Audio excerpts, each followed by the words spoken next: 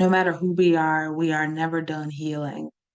As a person who is a therapist, as a healer, as someone who supports the healing of other people, I help folks to navigate transitions and wounds and traumas and, just all kinds of things that impact them. I have my own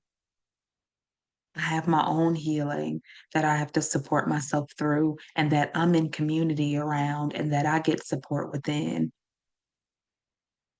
because everybody has something that they are healing from or healing within. One of the things that's really present for me is in being able to recognize a part of my work is in being able to talk about the mess and not just on here with the YouTube community, but being able to talk about the mess even with people who I know and love dearly. There's still a significant part of my nervous system. There is still a significant part of me that doesn't quite feel safe enough to be able to be mid mess as I talk about something that's impacting me.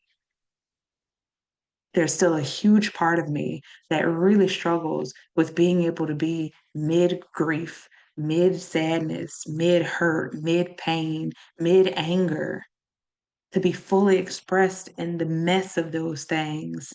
There's still a huge part of me that has such a difficult time doing that. And it can be really easy for me to hide, mostly to myself, not even to the other person. It can be really easy for me to hide to myself that I'm not truly allowing myself to be seen because what I am able to do is figure out a way to regulate how I'm feeling, and then I talk to people about it. That's not quite the same as the vulnerability and the community that I truly want to be within.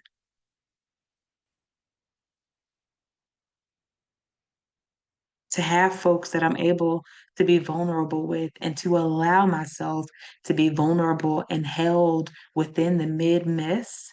That is what I'm looking for. And it's scary. It is terrifying. My system does not feel safe enough to do it.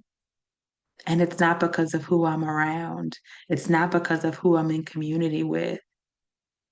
It's because my system, my being is still trying to settle in to knowing and being okay with falling apart and for having people witness me falling apart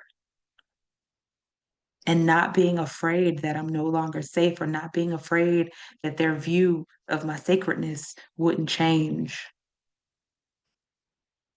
It's such a protective pattern for me right now that I don't think about it. These are not conscious things, and it doesn't tend to take a long time.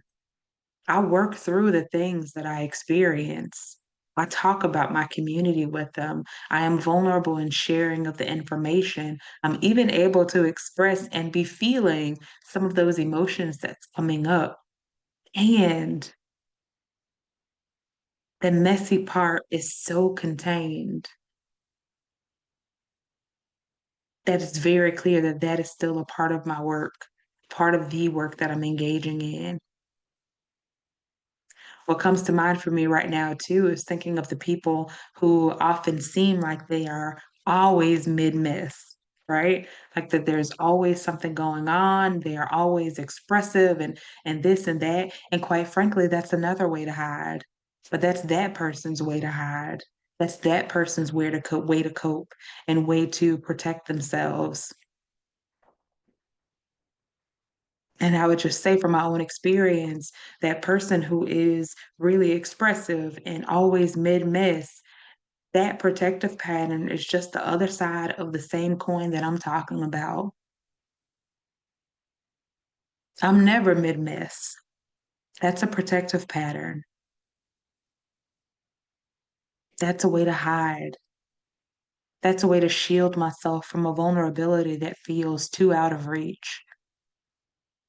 I'm here to share this because I think that in part, in large part, it's helpful to be able to heal out loud. It's helpful to be able to look at you and say, I'm in the middle of this work.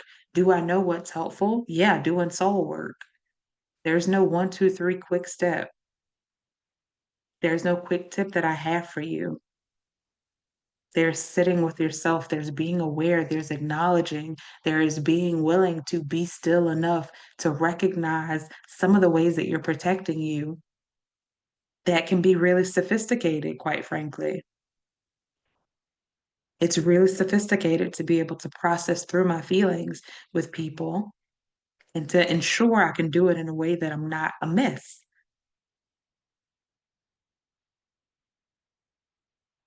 So this is a call out to those people like me who are high functioning, who can regulate their emotions well, and who don't quite feel safe enough to be vulnerable with people that's within their close community,